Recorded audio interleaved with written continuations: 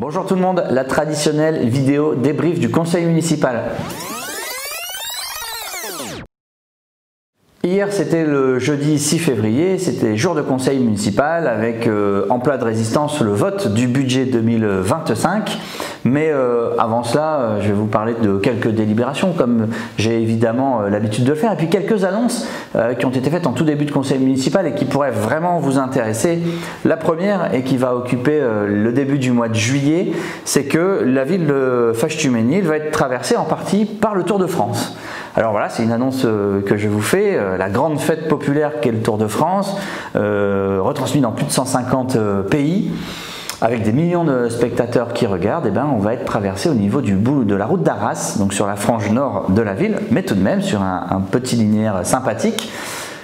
Et il se trouve que ce 5 juillet, c'était la date que nous avions déjà repérée et choisie pour organiser nos fanfaronnades. Donc on va avoir deux événements sur la ville qui vont se succéder, c'est ça qui va être sympa, c'est que sur les coups de 13h, 13h30, 14h, on ne sait pas encore tout à fait, le Tour de France va passer. Et ensuite, on va enchaîner avec les fanfaronnades. Donc, tout le but, ce sera de dire aux gens, à vous, allez voir le Tour de France et ensuite venez place Victor Hugo, Parc Jean Jaurès pour faire la fête autour des fanfares et de la musique. Ça va être très sympa. Et puis, on essaiera de lui donner un petit aspect, un petit thème vélo. Ça pourrait être très intéressant. En plus, vous savez que c'est dans les politiques municipales fait développer la pratique du vélo. Bref, on a toute une formule à inventer, mais on se dit que le 5 juillet, ça va vraiment être une belle fête pour notre ville. La deuxième chose, et peut-être vous l'avez vu, c'est que nous avons répondu à l'appel à manifestation d'intérêt de la métropole européenne de Lille pour la construction de piscines. C'est un sujet, je sais, qui vous tient à cœur. Vous êtes nombreux, nombreuses à m'en parler. Lorsque je vais distribuer les dictionnaires auprès des CM2, vous savez que je prends au moins 1 heure pour chaque classe de CM2 pour échanger avec les enfants, mais pas que. Lorsque nous avons fait le forum des familles, il y avait aussi que manque-t-il à Fâche-Tuménil et beaucoup de post-it avec une piscine marquée dessus. Pourquoi ça manque? Parce qu'il y avait une piscine qui existait avant sur notre territoire, qui a été détruite, vendue. Les prédécesseurs ont touché l'assurance et ont décidé de vendre ensuite le terrain pour faire du logement. Et je sais que ça vous avait beaucoup choqué parce qu'une ville de 18 000 habitants qui n'a pas de piscine, c'est quelque chose d'anormal et il faut que nos enfants apprennent à nager et soient à l'aise dans l'eau. Et donc la MEL met en place un plan qui est très bon, il faut le dire. Je ne suis pas dans la majorité à la métropole européenne de Lille, j'ai voté cet appel à manifestation d'intérêt parce qu'il est bien. La MEL prend 70% de l'investissement, donc la construction en elle-même, et ensuite elle prend 50% du déficit de fonctionnement, ce qui est le problème habituel des piscines. Vous savez que ça coûte 400 000, 500 000 euros de déficit de fonctionnement que les villes doivent mettre au pot chaque année. Et là, elle prend 50% du déficit de fonctionnement et elle rapatrie 50% aux villes, sachant que les villes peuvent candidater à plusieurs. Et donc nous avons répondu avec Ronchin, pour l'instant. Nous sommes 2 villes pour la construction d'une piscine qui se ferait avenue du Général Leclerc, boulevard Jean Jaurès côté Ronchin, donc en plus vraiment un endroit frontalier entre nos 2 villes. On n'est qu'au moment où nous répondons à l'appel à manifestation d'intérêt. C'est un processus qui va être long, qui prendra au moins 5, 6, 7 ans.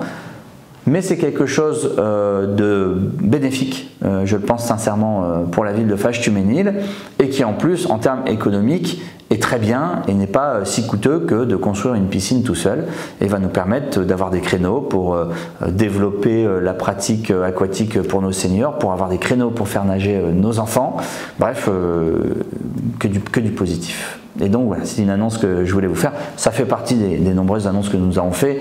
Au Shopping va refaire le festival Fâche se lâche du 10 au 13 septembre si ma mémoire est bonne. Et donc la ville de Fâche-Tuménil a envie que le festival de l'humour soit vraiment un rendez-vous qui devienne incontournable à Fâche-Tuménil et on imagine qu'on va pouvoir nous aussi s'inclure dans la programmation en mettant un spectacle de notre côté, soit à la salle Baron, soit aux arcades et au fur et à mesure faire remonter ce festival de l'humour dans les rues de Fâche-Tuménil et vers Tuménil-Nord et qu'à la fin on soit un petit peu le festival d'Avignon mais de l'humour à Fâche-Tuménil et en fait ça commence maintenant. Si on y arrive dans quelques années, c'est parce que au Shopping Auchan l'aura lancé et que nous on sera venu aussi ensuite y amener notre programmation. Bref, des choses importantes qui ont été annoncés au début. Alors, je vous donne 2-3 délibérations, une fois que j'ai dit cela, pour vous donner une idée des débats hier en conseil municipal. La première, c'est que nous allons planter beaucoup d'arbres sur la ville, parce que RTE, qui changeait les pylônes électriques, vous avez peut-être vu ça, a arraché les arbres en changeant les pylônes électriques, c'était malheureusement incontournable. Il nous avait dit on va replanter 2 arbres pour 1 arraché, et bien nous on a réussi à obtenir 3 arbres à la place de 1 arraché, et donc on va avoir une belle plantation d'arbres, et puis des sujets déjà adultes, enfin déjà assez hauts, parce qu'ils nous ont arraché des arbres qui étaient costauds. Donc ça c'est une bonne chose pour la végétalisation de la ville. La deuxième, c'est que nous adhérons au collectif Hommes-Femmes Plus des Hauts-de-France qui vise à lutter pour l'égalité hommes-femmes, notamment dans le monde de la culture. C'est aussi une très bonne chose, c'est un sujet qui nous tient à cœur, vous le savez, et il y a toujours des inégalités, notamment dans ce monde de la culture. Malheureusement, notre minorité n'a pas voulu voter une adhésion à ce collectif, 50 € par an en plus, c'est pas grand-chose, et pour porter des sujets importants comme l'égalité hommes-femmes, dommage. Ils n'ont pas non plus voulu voter la délibération que nous prenons pour pouvoir payer et avoir des animateurs de BAFA pendant les vacances, figurez-vous. On est obligé de prendre une délibération chaque année pour que ensuite la trésorerie générale, l'État, puisse payer les salaires de ces animateurs. Voilà, si vous êtes animateur, animatrice ou parent d'animateur, animatrice, sachez que nous avons passé cette délibération sans les voix de la minorité, c'est quand même particulier. Peut-être veulent-ils que nous supprimions les ALSH, les centres aérés en juillet et en août, je ne sais pas. En tout cas, moi je pars du principe que quand on vote des choses, il faut les assumer, il faut que les habitants soient au courant des votes des différents élus qui sont les leurs. Enfin, nous avons voté le budget 2025. Pour vous en donner les grands aspects, nous avons décidé que nous ne toucherions pas à la taxe foncière, donc comme l'année dernière. Les seules augmentations qu'il pourrait y avoir seraient celles de l'État, pas celles de la ville. Nous la maintenons de manière identique. Et puis, cela permet de continuer à développer notre ville. Pour rappel, en 2024, nous avions inscrit la rénovation de l'éclairage public, c'est quasiment terminé. La réfection de la salle Jean Zé 1, parquet, toiture, isolation, c'est fait. Des enveloppes pour le 1 route d'Arras qui avait brûlé, c'est quasiment terminé. Le remplacement des LED dans les bâtiments de la ville, c'est fait. Les remplacements des fenêtres de l'hôtel de ville, c'est fait. Des investissements pour Sainte-Marguerite, l'église Sainte-Marguerite, et pour le Sacré-Cœur, c'est fait.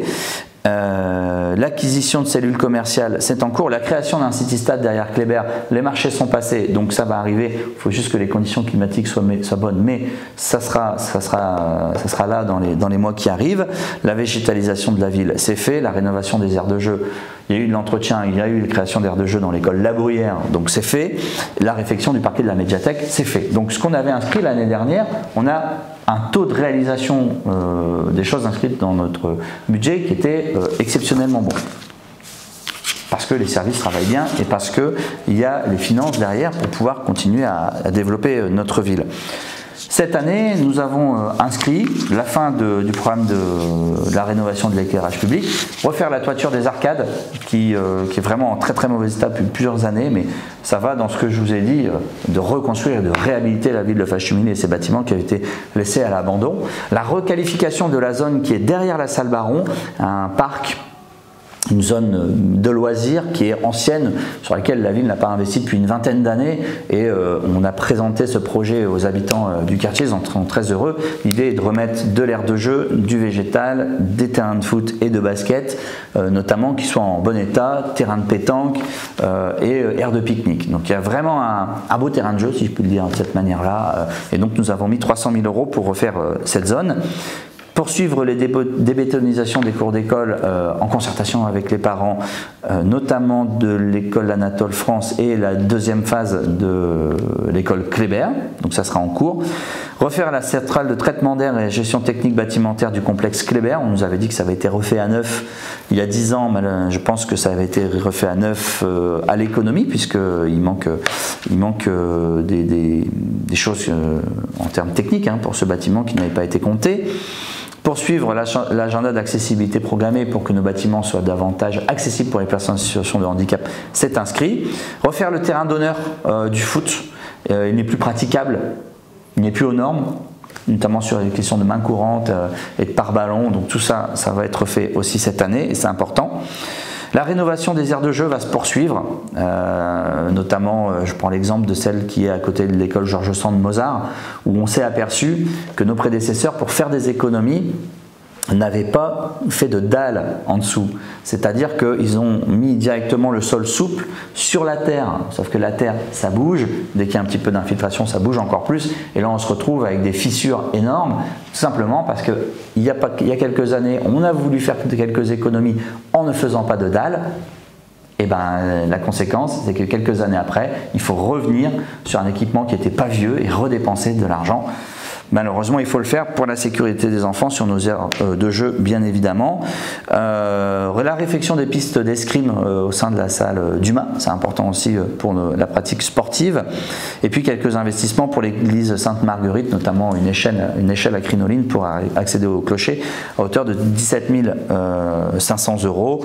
Évidemment, en 2025, nous continuerons les conduites médicalisées pour nos aînés qui marchent très bien, les chèques de fin d'année pour les aînés qui marchent très bien aussi. La foire commerciale, je vous l'annonce, qui a été un succès phénoménal pour sa première édition. Je vous rappelle que le lot principal, c'était une voiture, reviendra en octobre 2025. Et on espère qu'il y aura encore plus de commerçants qui vont participer et je sais qu'ils ont bien apprécié cette opération. Donc on va la refaire, on l'a mis au budget. Un nouveau site internet parce que le nôtre était obsolète et on ne pouvait plus pratiquer des opérations d'entretien sur notre site. Et il va être aussi davantage accessible pour les personnes en situation de handicap. Ça arrivera aux alentours du mois d'avril. Et puis, ce qu'on fait habituellement, le mois des fiertés, les égalités hommes-femmes, bref, ce que vous avez l'habitude depuis le début du mandat. Tout ça est dans le budget avec un endettement maîtrisé, c'est-à-dire que nous sommes au même niveau d'endettement qu'en 2020 à notre arrivée, alors que, vous l'avez vu, notre ville se transforme, notre ville est dynamique à nouveau, est ambitieuse, se réhabilite. On nous avait dit, vous allez faire exploser la dette, et c'était le principal sujet d'inquiétude en 2020, et bien nous sommes exactement au même niveau d'endettement en remboursant moins.